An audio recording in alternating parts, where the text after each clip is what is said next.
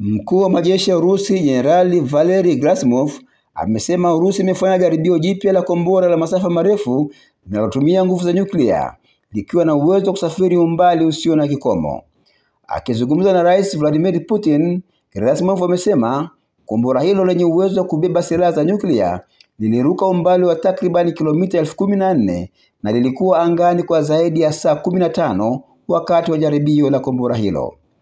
Rais Putin amelitaja kombora hilo aina ya 9M730 Burevestnik kuwa haliwezi kushambuliwa na mifumo yoyote ya ulinzi wa makombora ya sasa au ya siku zijazo kutokana na uwezo wake wa kusafiri kwa umbali mkubwa na njia ya kuruka isiyotabirika.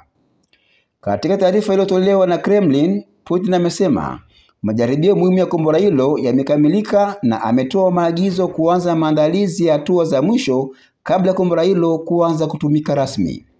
Kwa mujibu wa shirika la ulinzi la NATO, kombora hilo linajulikana kwa jina la SSC-X9 Skyfall. Wiki iliyopita, Rais Putin alisimamia majaribio mengine ya vikosi vya nyuklia vya Urusi ardhini, baharini na angani, akisisitiza kuwa usalama wa nguvu za nyuklia za Urusi upo katika kiwango cha juu.